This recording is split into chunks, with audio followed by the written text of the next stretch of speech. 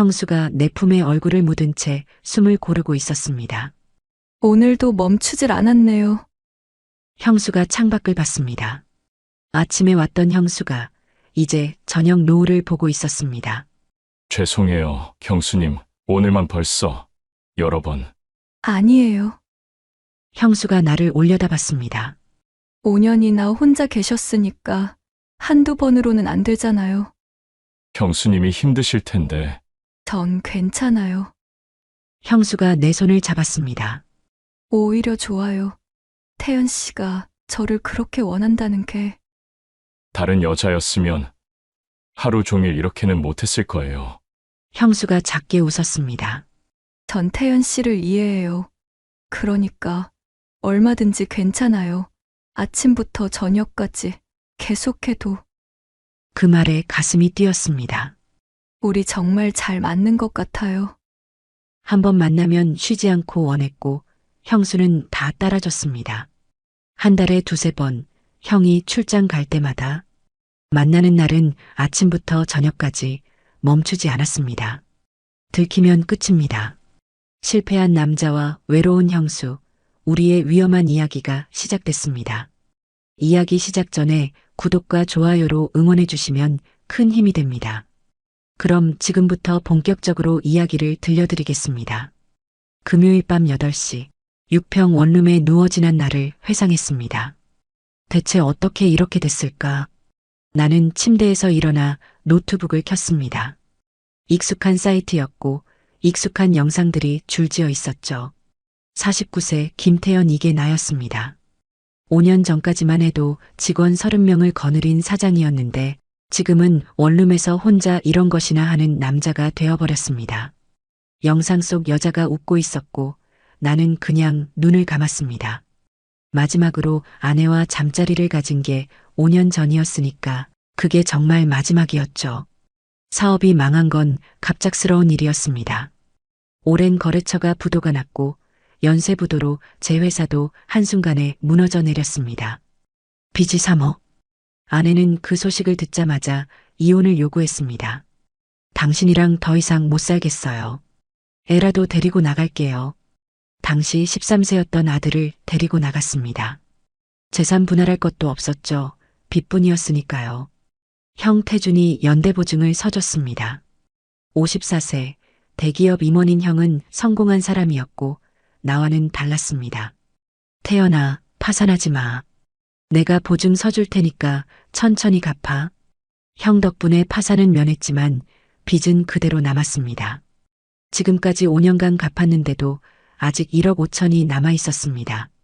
중소기업 직원으로 일하며 월급의 반을 빚 갚는 데 쓰고 나머지 반으로 원룸 월세와 생활비, 그리고 아들 양육비를 보냈습니다. 빠듯했습니다. 영상이 끝났고 나는 티슈로 뒷정리를 했습니다. 허무했죠. 49살, 이혼 5년 차. 이게 내 인생이구나. 핸드폰이 울렸습니다. 화면에 형수님이라고 떴습니다. 태연 씨, 내일 토요일인데 청소 좀 해드릴까요? 형수 서윤이었습니다. 51세, 결혼 25년 차 전업주부인 형수는 한 달에 두세 번 제 원룸에 와서 청소를 해줬습니다. 아니에요, 형수님. 괜찮아요. 아니에요. 남편이 출장 가서 심심한데 제가 갈게요. 빨래도 쌓였을 거 아니에요. 정말 괜찮습니다. 오전 10시에 갈게요. 청소도구 가져갈게요. 처음에는 거절했지만 형수가 워낙 고집이 세서 결국 받아들였습니다. 남편이 바빠서 저도 심심해요. 태연 씨 좀 챙겨주는 게 제 낙이에요. 형수의 배려였습니다. 고맙기도 하고 미안하기도 했죠. 형한테 3억을 빌렸는데 그 형의 아내가 나를 이렇게 챙겨주니까요. 전화를 끊고 나서 다시 천장을 봤습니다. 내일 형수가 온다. 가슴이 두근거렸습니다. 아니, 이러면 안 되는데. 토요일 오전 10시 초인종이 울렸고 나는 서둘러 문을 열었습니다. 형수 박서윤이 서 있었습니다. 왔어요. 청소도구와 음식 재료가 든 봉투를 들고 있었죠. 또 뭘 사오셨어요? 반찬 좀 만들어줄게요. 혼자 사니까 제대로 못 먹잖아요. 형수는 편한 차림이었습니다. 반팔 티셔츠에 무릎 위로 살짝 올라오는 치마, 그리고 슬리퍼. 집에서 입는 편한 옷이었죠. 51세지만 여전히 몸매 관리가 잘 되어 있었습니다. 아니, 보면 안 되는데. 앉아 있어요. 제가 청소할게요. 형수가 청소를 시작했습니다. 나는 책상에 앉아서 노트북을 보는 척 했지만 자꾸 형수 쪽으로 시선이 갔습니다. 형수가 바닥을 닦으려고 몸을 숙일 때마다 치마가 살짝 올라가면서 허벅지 라인이 드러났습니다. 나는 고개를 돌렸습니다. 안 돼. 형수님인데. 하지만 눈이 자꾸 그쪽으로 갔습니다. 5년간 여자와 제대로 된 대화조차 없었으니까요. 어젯밤에는 영상 속 여자들만 봤는데 지금 눈앞에는 진짜 여자가 있었습니다. 태연 씨, 빨래 모아둔 거 어디 있어요? 아, 저기 바구니예요. 형수가 빨래를 모아서 화장실로 가져갔습니다. 잠시 후 물소리가 들렸고 형수가 다시 나왔습니다. 속옷도 빨래망에 넣어서 돌릴게요. 아, 네. 얼굴이 화끈거렸습니다. 형수가 내 속옷을 만지고 있다는 게 왠지 이상하게 느껴졌습니다. 청소 끝났어요. 이제 밥할게요. 형수가 부엌에서 요리를 시작했습니다. 6평 원룸이라 부엌도 작았고 형수가 요리하는 모습이 다 보였습니다. 냉장고에서 재료를 꺼내고 도마 위에서 채소를 썰고 가스레인지에 불을 켜는 모습. 치마가 짧아서 움직일 때마다 다리선이 드러났고 나는 자꾸 그쪽을 보게 됐습니다. 나는 눈을 감았습니다. 진정해. 형수님이야. 형님 아내야. 하지만 가슴이 두근거렸습니다. 5년 만에 여자의 존재를 이렇게 가까이에서 느끼는 거였으니까요. 다 됐어요. 먹어요. 형수가 김치찌개와 밥을 차려줬습니다. 작은 테이블에 마주 앉았습니다. 잘 먹겠습니다. 맛있어요? 네, 정말 맛있어요. 형수가 웃었습니다. 그 미소가 따뜻했고 오랜만에 보는 여자의 미소였습니다. 요즘 어때요? 일은? 그냥 그렇죠. 견딜만해요. 힘들죠? 뭐, 익숙해졌어요. 형수가 잠시 멈칫했습니다. 태연 씨, 너무 자책하지 마세요. 사업은 누구나 실패할 수 있어요. 형님한테 빚도 지고, 형님은 괜찮아요. 형제잖아요. 천천히 갚으면 돼요. 형수의 목소리가 부드러웠습니다. 이렇게 챙겨주셔서 정말 감사해요, 형수님. 아니에요. 형님은 바쁘세요? 형수의 표정이 살짝 어두워졌습니다. 네. 요즘 해외 사업 때문에 출장이 많아요. 주말에도 골프, 접대. 집에 거의 없어요. 그 말에 묘한 외로움이 묻어났습니다. 그래도 덕분에 집안 걱정은 없으니까 감사하긴 해요. 형수가 잠시 창밖을 봤습니다. 근데 집이 넓으면 뭐해요? 혼자 있으면. 그 말이 가슴에 와닿았습니다. 나도 혼자였고 형수도 혼자였습니다. 형수님도 외로우시겠어요. 뭐, 익숙해졌어요. 형수가 웃었지만 그 웃음이 쓸쓸해 보였습니다. 밥을 다 먹고 나서 형수가 설거지를 했습니다. 제가 할게요. 아니에요. 앉아 있어요. 형수가 부엌에서 설거지를 하는 동안 나는 그 뒷모습을 봤습니다. 좁은 원룸에서 설거지하는 형수의 모습이 왠지 정겹게 느껴졌습니다. 오랜만에 느끼는 감정이었습니다. 다 끝났어요. 그럼 저 갈게요. 네, 형수님. 오늘 정말 감사했어요. 다음에 또 올게요.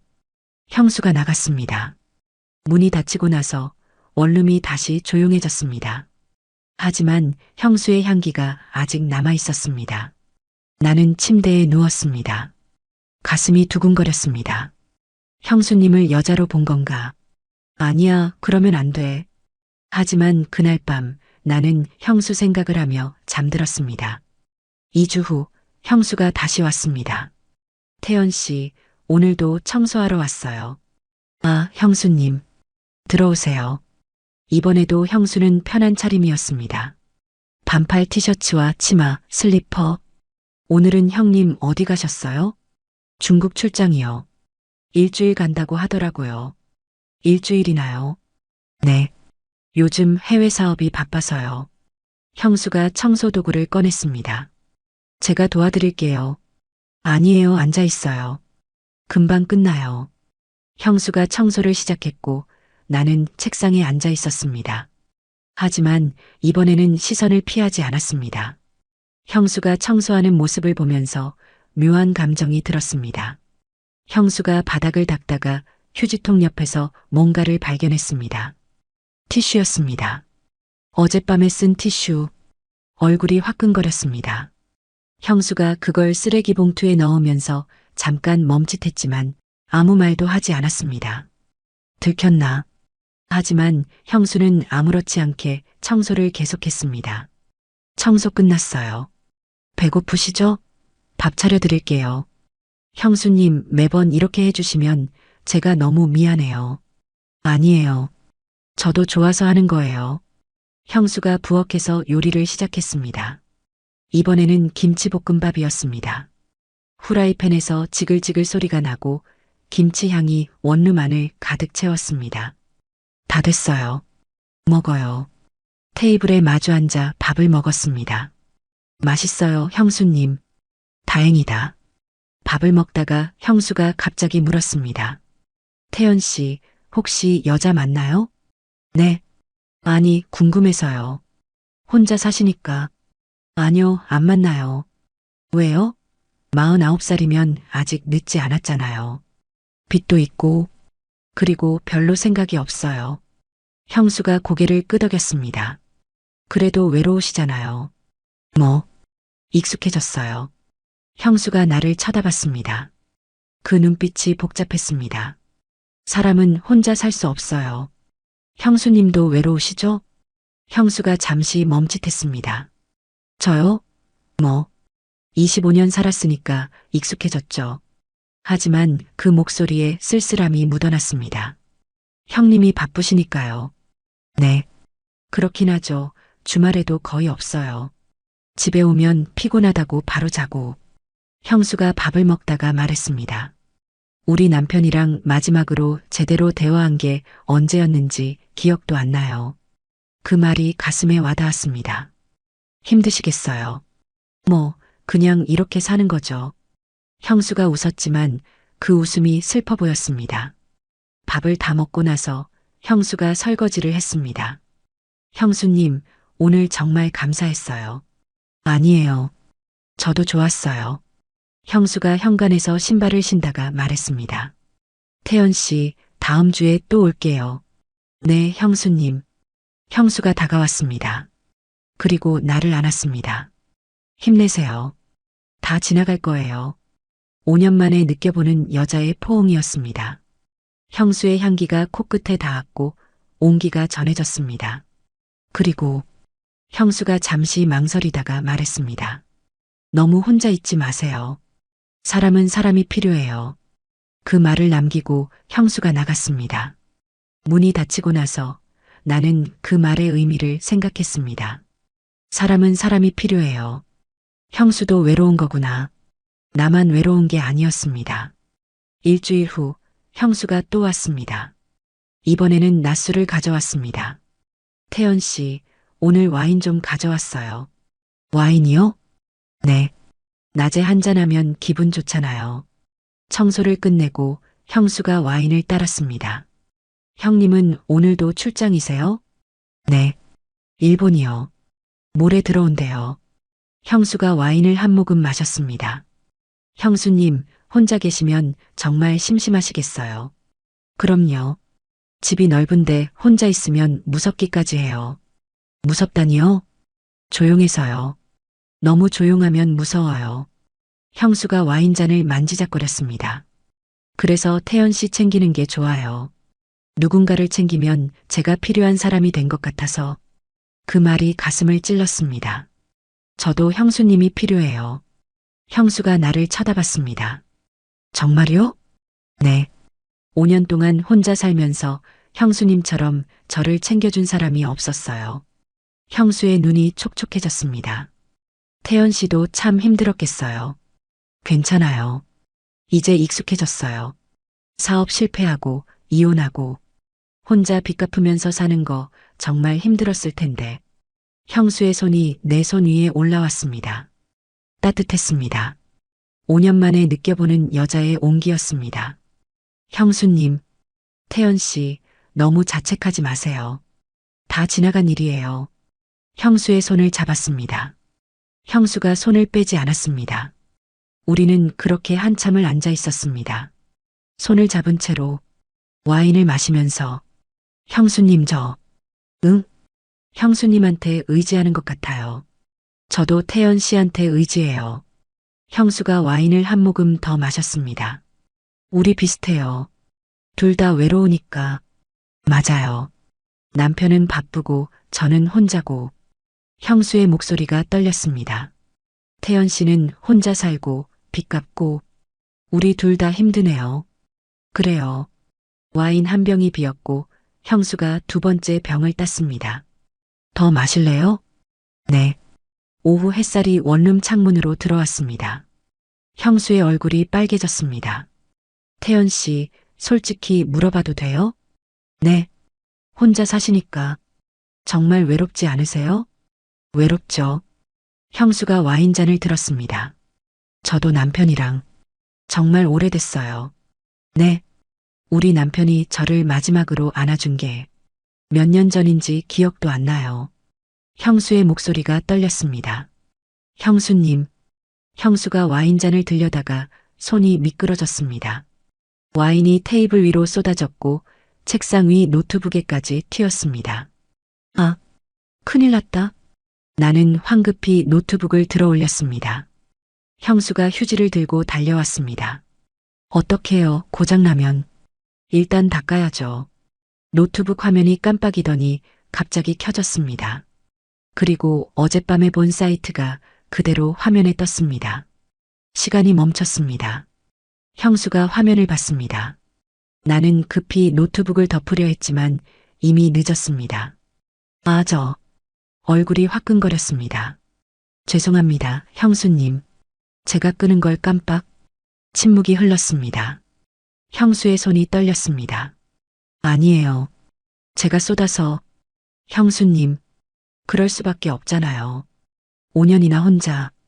형수의 목소리가 작아졌습니다. 그죠? 남자는 더 힘들겠죠. 형수가 휴지로 테이블을 닦으면서 말했습니다. 사람이 외로우면 어쩔 수 없어요. 우리의 시선이 마주쳤습니다. 형수의 눈빛이 흔들렸습니다. 제가 도와드릴게요. 형수님. 형수가 내 손을 꽉 잡았습니다. 그 손길이 뜨거웠습니다. 5년간 화면으로만 보던 것들이 지금 눈앞에 있었습니다. 진짜 여자의 온기가. 안 돼요? 형수의 목소리가 떨렸습니다. 심장이 빠르게 뛰었습니다. 안 될 리가 있나? 5년간 기다려왔던 순간이었습니다. 형수님, 정말 괜찮으세요? 처음이자 마지막으로. 한 번만. 이성의 끈이 끊어졌습니다. 형수가 천천히 내 목에 팔을 감았고 나도 형수를 조심스럽게 끌어안았습니다. 오후 햇살이 커튼 사이로 비쳐들었고 좁은 원룸이 갑자기 따뜻해졌습니다. 그날 오후 우리는 선을 넘었습니다. 얼마나 시간이 흘렀을까요? 숨이 차올랐고 온몸에 땀이 배어 있었습니다. 형수가 내 품에 얼굴을 묻은 채 조용히 숨을 골랐습니다. 나는 천장을 보며 눈을 감았습니다. 5년간 혼자 화면만 보며 위로받던 시간들이 주마등처럼 스쳐 지나갔습니다. 그런데 지금 이 순간은 완전히 달랐습니다. 비교할 수조차 없었습니다. 형수가 나를 꽉 안고 있었고 나도 형수를 놓고 싶지 않았습니다. 이런 게 사랑인가? 아니, 사랑은 아닐 겁니다. 우리는 그냥 서로의 외로움을 채워주는 것뿐이니까요. 하지만 이 순간만큼은 세상에서 가장 완벽하게 느껴졌습니다. 형수의 손이 내 등을 쓰다듬었습니다. 태연 씨, 네, 형수님. 이런 거 처음이에요. 저도요. 5년 만이에요. 형수가 내 얼굴을 올려다봤습니다. 좋았어요? 그 물음의 대답 대신 나는 형수를 더 꽉 안았습니다. 형수가 작게 웃었습니다. 저도요. 그 한마디에 가슴이 뛰었습니다. 5년간 쌓였던 모든 것들이 오늘 오후 몇 시간 만에 해소된 것 같았습니다. 아니, 해소된 게 아니라 채워진 겁니다. 형수와 나 우리는 서로에게 딱 맞았습니다. 그날 이후 형수와의 만남이 반복됐습니다. 형이 출장 갈 때마다 형수가 왔습니다. 처음이자 마지막이라던 약속은 생각보다 쉽게 무너졌죠. 한 달에 두세 번. 태연 씨, 오늘 남편 출장이에요. 알았어요, 형수님. 우리는 서로를 필요로 했습니다. 형수는 25년간 무시당한 외로움을, 나는 5년간 쌓인 그리움을 서로에게서 채웠습니다. 하지만 만날 때마다 죄책감은 커졌습니다. 형한테 3억을 빌렸는데 그 형의 아내와 이러고 있다니. 형수님, 우리 이러면 안 되는데. 알아요. 근데 멈출 수가 없어요. 저도요. 형수가 내 가슴에 얼굴을 묻었습니다. 태연 씨, 네. 오늘도 멈추질 않았네요. 형수가 창밖을 봤습니다. 아침에 왔던 형수가 이제 저녁 노을을 보고 있었습니다. 죄송해요, 형수님. 오늘만 벌써 여러 번. 아니에요. 형수가 나를 올려다봤습니다. 5년이나 혼자 계셨으니까 한두 번으로는 안 되잖아요. 형수님이 힘드실 텐데. 전 괜찮아요. 형수가 내 손을 잡았습니다. 오히려 좋아요. 태연 씨가 저를 그렇게 원한다는 게 다른 여자였으면 하루 종일 이렇게는 못했을 거예요. 형수가 작게 웃었습니다. 전 태연 씨를 이해해요. 그러니까 얼마든지 괜찮아요. 아침부터 저녁까지 계속해도. 그 말에 가슴이 뛰었습니다. 우리는 그렇게 서로를 안고 있었습니다. 하지만 만날 때마다 죄책감은 커졌습니다. 형 얼굴이 떠올랐습니다. 태연아, 파산하지 마. 내가 보증 서줄 테니까. 그 목소리가 귓가에 맴돌았습니다. 형수님, 좀 무섭기도 해요. 형님이 알면 저는 끝장이에요. 알아요. 근데 왜 멈출 수가 없을까요? 형수가 쓸쓸하게 웃었습니다. 우리 둘 다 외로워서 그래요. 맞아요. 외로움이 사람을 이렇게 만드나 봐요. 우리는 그렇게 반복되는 만남을 이어갔습니다. 죄책감과 외로움 사이에서 어느 날 형한테서 전화가 왔습니다. 태연아, 요즘 어떻게 지내? 그냥 그렇지 뭐. 서윤이가 자주 간다며? 청소해준다고. 심장이 철렁했습니다. 응. 형수님이 챙겨주셔서 고맙지. 그래. 우리 서윤이가 착하긴 해. 시동생 챙기는 거 보면. 잠시 침묵이 흘렀습니다. 근데 태연아. 왜? 너 재혼 생각 없냐? 갑자기 왜 그래? 아니, 49살이면 아직 늦지 않았잖아. 혼자 사는 것도 외롭고. 생각은 해봤는데. 빚도 있고. 빚은 천천히 갚으면 되고. 혼자 사니까 서윤이가 자꾸 신경 쓰더라. 형의 목소리가 묘했습니다. 형수님이? 응. 내가 혼자 있으니까 불쌍하대. 자꾸 뭐 챙겨주고 싶어 하고. 가슴이 철렁 내려앉았습니다. 미안해, 형. 아니, 뭐가 미안해. 근데 내가 여자 좀 만나면 서윤이도 덜 신경 쓸 것 같아서. 그 말에 가시가 박혀 있었습니다. 알았어. 그리고 태연아. 응? 서윤이한테 너무 의지하지 마. 형수님이잖아. 심장이 멎는 것 같았습니다. 무슨 말이야? 아니다. 내가 괜한 소리 했어. 그냥 내가 여자 좀 만나서 재혼했으면 좋겠다는 거야. 알았어. 전화를 끊고 나서도 형의 말이 귓가에 맴돌았습니다. 서윤이한테 너무 의지하지 마. 형수님이잖아. 형은 알고 있는 걸까? 아니면 그냥 걱정인 걸까? 핸드폰을 쥔 손이 떨렸습니다.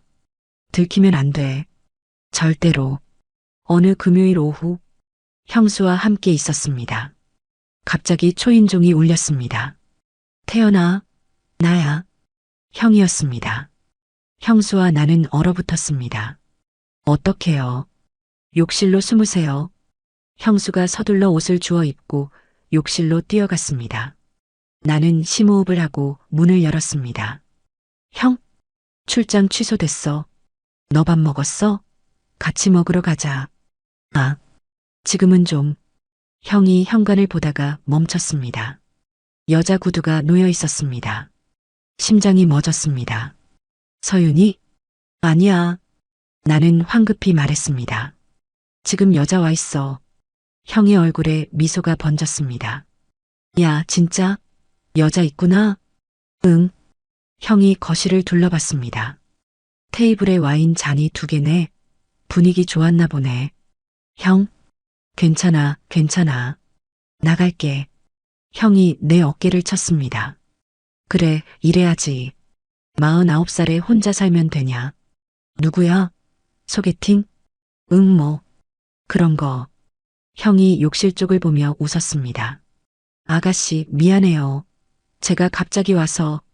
나갈게요. 형? 야, 잘했다. 진짜. 이제 여자 좀 만나야지. 그때 형 핸드폰이 울렸습니다. 여보세요? 아, 네. 지금 갑니다. 형이 나가며 내 등을 두드렸습니다. 잘해라, 응? 다음에 밥 먹자. 여자분한테 잘하고. 형이 나갔습니다. 문을 닫자마자 형수가 욕실에서 나왔습니다. 얼굴이 창백했습니다. 태연 씨, 괜찮아요, 형수님. 들킬 뻔했어요. 형수의 손이 떨렸습니다. 너무 무서웠어요. 나는 형수를 안았습니다. 괜찮아요. 형님은 몰라요. 정말요? 네.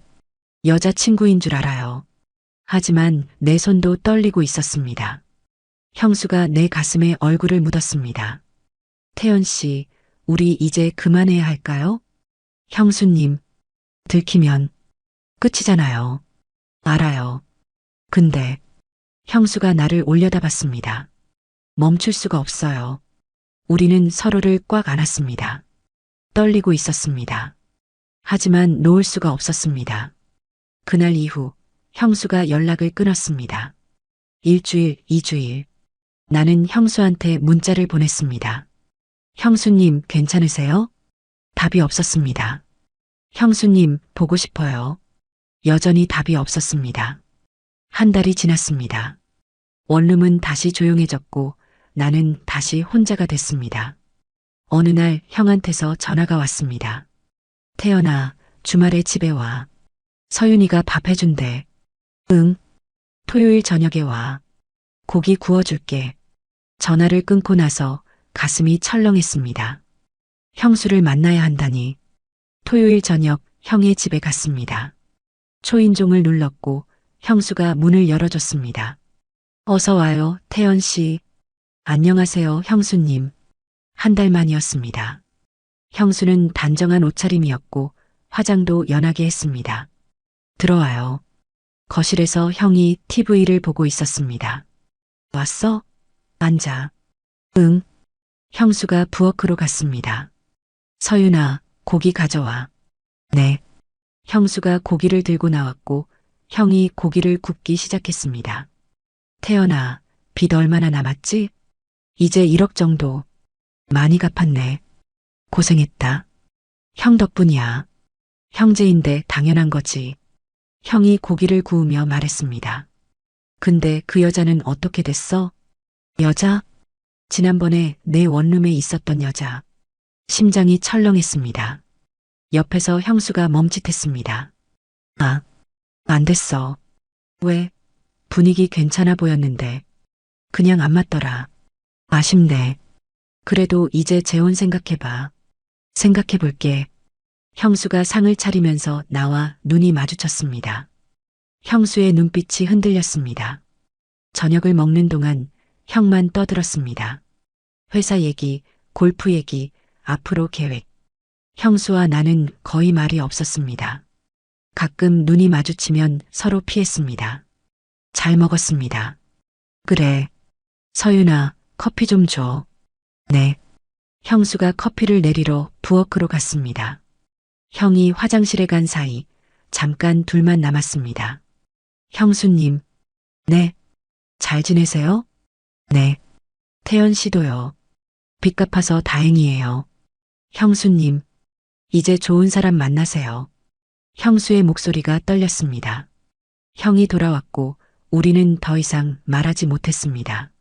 집에 돌아오는 길 가슴이 먹먹했습니다. 이게 끝인가? 원룸에 도착해서 침대에 누웠습니다. 핸드폰을 봤습니다. 형수한테서 문자가 왔습니다. 잘 지내요, 태연 씨. 우린 잘한 거예요. 눈물이 났습니다. 1년이 지났습니다. 나는 여전히 원룸에 살고 있었고 빚은 5천만 원 남았습니다. 형수는 더 이상 오지 않았습니다. 형은 여전히 바빴고 가끔 형을 만나면 형수 얘기를 했습니다. 서윤이가 요즘 취미 생활 시작했어. 그림 배운대. 다행이네, 형. 너는 어때? 여자 만나? 아니, 아직. 빨리 만나. 50살 되기 전에. 응.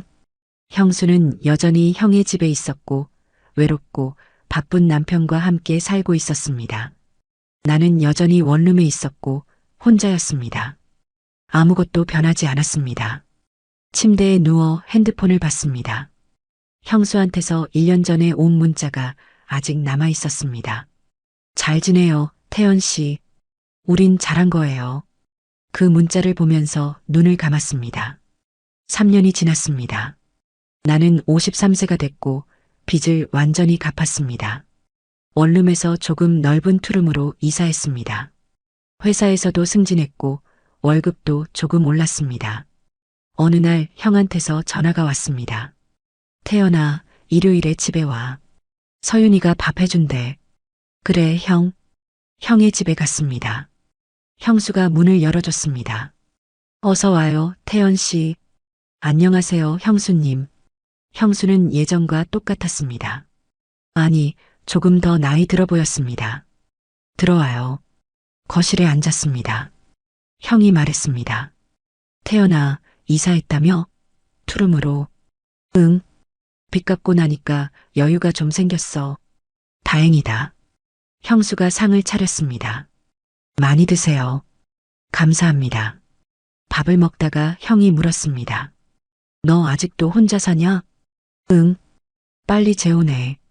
53살이면 정말 늦어. 생각은 하는데. 생각만 하지 말고 진짜 만나봐. 알았어.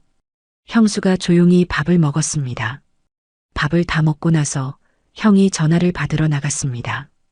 형수가 설거지를 하면서 말했습니다. 태연 씨, 정말 재혼 생각해 보세요. 형수님, 혼자 살기엔 인생이 너무 길어요. 형수님은요? 형수가 잠시 멈칫했습니다. 저요? 저는 이대로 살 거예요. 형님이랑은요? 뭐, 익숙해졌어요. 25년 넘게 살았으니까. 형수가 쓸쓸하게 웃었습니다.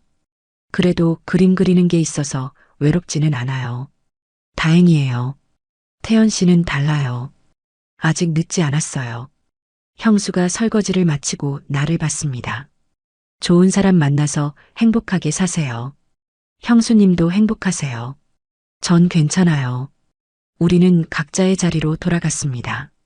형수는 형의 집에서, 나는 투룸에서 각자 외로움을 견디며 각자의 삶을 살아갑니다. 그게 우리가 선택한 길이었습니다. 이제는 가족 모임에서 어색하게 마주치는 것만 남았습니다. 안녕하세요, 형수님. 어서 와요, 태연 씨. 그게 전부였습니다. 집에 돌아와 침대에 누워 천장을 봤습니다. 빚은 없어졌지만 외로움은 그대로였습니다. 노트북을 켰습니다. 익숙한 사이트, 익숙한 영상들. 53세 김태연. 여전히 혼자. 오늘의 사연은 여기서 마무리하겠습니다. 끝까지 함께 해주신 분들께 감사드리며 구독과 좋아요, 댓글로 잘 들었어요 라고 남겨주시면 정말 큰 응원이 됩니다.